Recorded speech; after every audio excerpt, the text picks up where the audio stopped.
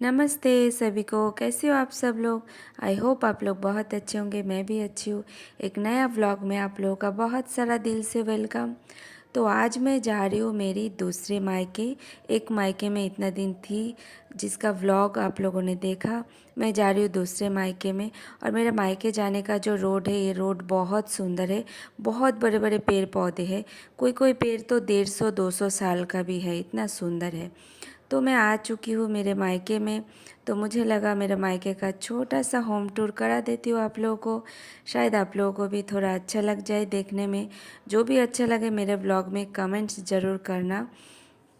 ये घर चाचा ने बाद में बनाया था। आप लोगों को पता ही होगा कि मेरे मम्मी पापा नहीं है तो मैं चाचा चाची के पास ही बड़ी हुई हूँ। तो ये घर बाद में बनाया था चाचा ने, जब भाई का शादी हुआ था तब। इधर बाहर बहुत सारे तुलसी माता हुआ है। देखो, तुलसी पेड़ इतना सारा हुआ है कि ऐसा लगता है कि पूरा एकदम जंगल जैसा हो गया है। और ये है वो पुराना घर जिसमें मैं भी रहती थी। और बहुत सुंदर लगता है मुझे ये घर। मेरे चाची छोटा सा गोपाल की बात की थी ना मैंने एक बार, कि मेरा एक गोपाल है मायके में जिसका सेवा सेवा मैंने पहले करती थी शादी के पहले। अभी मेरी चाची करती है। तो मेरी चाची उनकी पूजा तीनों टाइम करती है और उनको भोग भी चढ़ाती है तीनों टाइम। उनको नहलाते हैं, कपड़ा भी चेंज करते हैं उनका। रोज़ रोज़ अलग अलग डिज़ाइन का कपड़ा लाती है वो। तो उनकी सेवा कर रहे थे, उसी टाइम पे मैं गई थी। तो मुझे लगा मेरा गोपाल को आप लोगों को भी थोड़ा सा दिखा दूँ। और ये है मेरी भतीजी। और दूसरी भी एक भतीजी है, वो अभी दूसरे घर में है। और एक भतीजा है जो भाभी के साथ गया है उसके मामा के घर। तो ये जब भी मायके आती हूँ तो ये लोगों को देख के ही मेरा टाइम पास हो जाता है। मैं तो आती हूँ 1-1.5 साल बाद, तब तक ये लोग बड़े हो जाते हैं। तो मैं डायरेक्ट मिल रही हूँ फिर आप लोगों से। नाश्ते के टाइम में मेरा भाई भी आया था। तो ये है आलू का चॉप जो बंगाल में फ़ेमस है। हम लोग को बहुत पसंद है क्योंकि हम लोग जाते हैं उधर तो नहीं मिलता है, तो वही चीज़ लाते हैं चाची लोग जो मुझे बहुत पसंद है। तो भाई भी और मैं भी सब लोग चाय एंजॉय कर रहे, मूढ़ी के साथ और चॉप के साथ। सच कहूँ तो इस बार थोड़ा सा मूड ऑफ हो गया क्योंकि चाची का तबीयत बहुत ख़राब है। ये थी मेरी छोटी चाची। और भाभी भी आ गई है, मायके गई थी वो, भतीजी के साथ आ गई है। और इधर मेरी बैठी है दूसरी भाभी, मेरी भाई की बीवी है। दोनों के दोनों मुझसे छोटे हैं और मेरे व्लॉग में आने के लिए बोल रही थी, दीदी रुको मैं थोड़ा सा रेडी हो जाती हूँ, ऐसे कैसे व्लॉग में दिखाओगे मुझे। मैं बोला तुम लोग ऐसे ही बहुत सुंदर हो, रेडी होने की ज़रूरत नहीं है। दोनों के दोनों खाना बना रहे और रेसिपी बता रहे।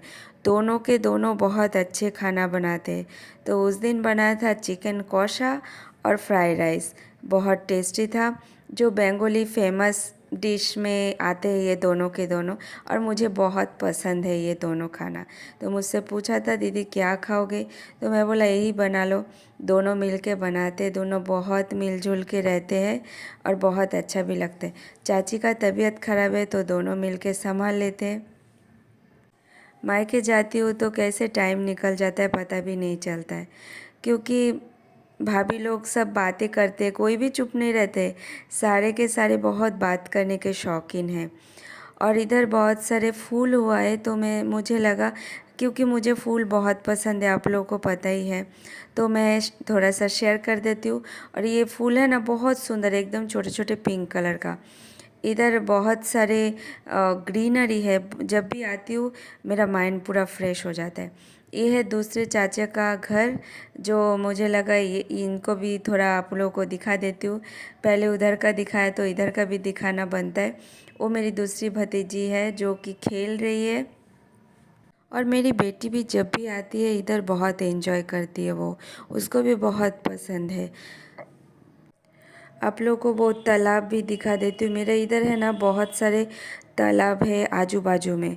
इसमें कम नहाते हैं अभी लोग, पहले तो बहुत नहाते थे तो साफ़ सुथरा भी था। इधर माता जी का विसर्जन भी देते हैं।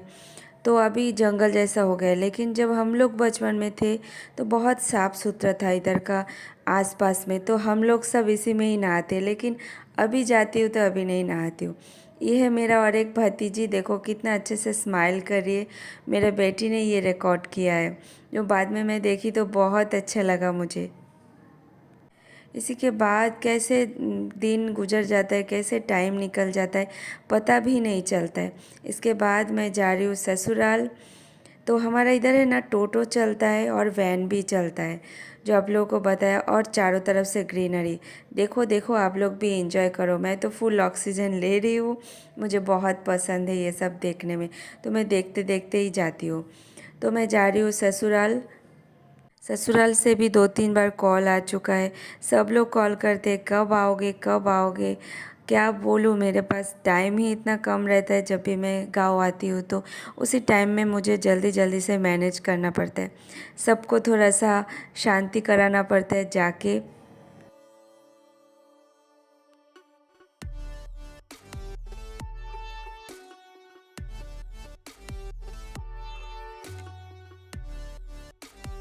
तो मैं आ चुकी हूँ ससुराल में। गुड मॉर्निंग सभी को। मैं नहा धो के फ्रेश हो चुकी हूँ और ये है भाई दूज का दिन। मैं बहुत खुश हूँ।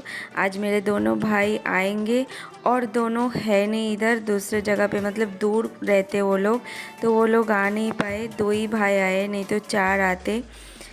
तो सुबह का नहा धोना सब हो गया है। मैं जल्दी जल्दी में खाना बनाने की कोशिश कर रही हूँ, क्योंकि दोनों आएंगे। थोड़ा चिकन विकन बनेगा आज, तो मैं जल्दी जल्दी बना के रेडी कर लेती हूँ। तब तक वो लोग आ गए, क्योंकि वो लोग आते हैं तो थोड़ा बहुत बात भी करना होता है। फिर हम लोग का जो भी रीति रिवाज है भाई दूज का, वो करना होता है। और आज है ना 1:30 बजे तक ही टाइम था, तो जल्दी जल्दी में सब लोग कर लिया नहा धो के। मेरी बेटी भी रेडी हो रही है, क्योंकि वो भी उसका भाई को टीका कराएगी। और मेरी ननद भी आए हैं, क्योंकि हस्बैंड को वो भी कराएगी, टीका लगाएगी। तो सब लोग साथ में रहते हैं, सब लोग साथ में त्यौहार मनाते, तो उसका मज़ा ही कुछ अलग है। और इस बार तो उसके दूसरे बड़े पापा का जो लड़का है ना, वो खाली मेरी बेटी से 2 दिन का ही छोटा है। तो उसको अभी वो टीका लगाएगी इस साल पहली बार, क्योंकि हर साल वो रहती नहीं है। हम लोग जो गुजरात में रहते हैं, उधर जो भाई है उसका, उसी को ही वो ज़्यादातर लगाती है मेरी बेटी। तो इस बार वो ये एक दादा और एक भाई दोनों को ही लगाएगी।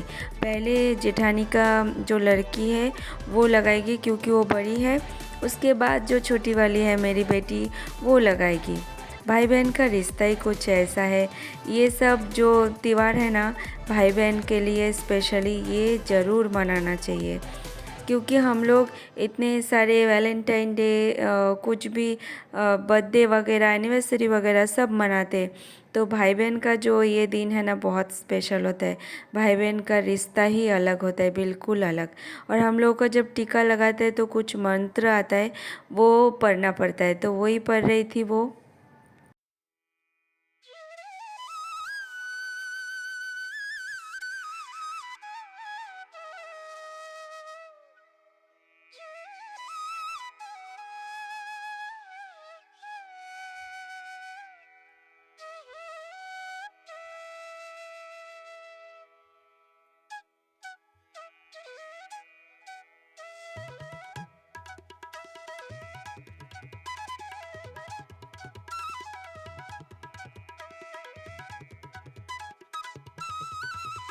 और हमारा नियम ऐसा है ना, पहले तेल लगाना पड़ता है बालों में, फिर कंघी करना पड़ता है, फिर काली लेना पड़ता है। दिया का जो काली है, वो केले का जो डंठल आता है पत्ते का, उसमें काली उठाना पड़ता है।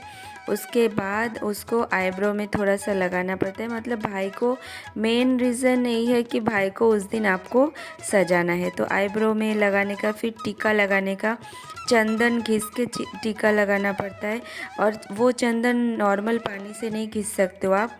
वो ओस आता है ना, जो हम लोग बंगाली में कुआशा बोलते हैं, कुआशा का जो पानी है वो उठाना पड़ता है सुबह उठ के। जो घास के ऊपर रहता है, पत्ते के ऊपर रहता है, तो उसको थोड़ा थोड़ा करके लेके, उसके बाद उसको आप चंदन पीस के वही टीका आपको भाई को लगाना पड़ता है।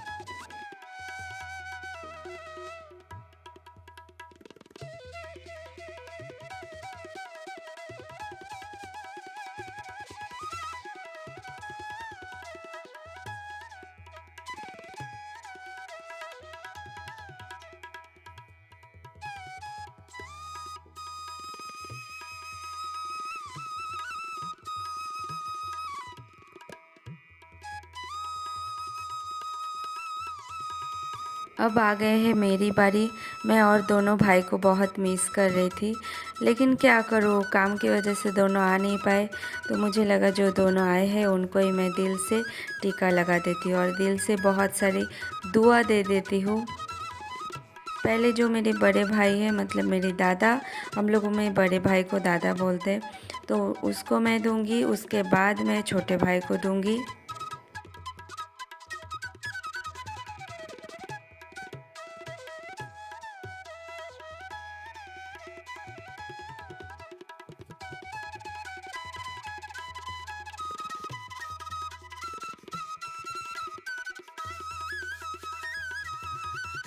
फिर मेरे बाद ननद ने दिया था टीका। ननद का वीडियो मैंने लिया था, पता नहीं कहाँ गायब हो गया। जो भी हो, ननद ने किया था। उसके बाद ननद थी और भाई लोग चले गए थे, तो हम लोगों ने शाम को थोड़ा घूमने गए थे हम लोग। तो वीडियो के एंड तक आ चुकी हूँ। इसी के साथ मैं ब्लॉग को पूरा देखने के लिए बहुत सारा thank you. Bye bye. Comments ज़रूर करके जाना।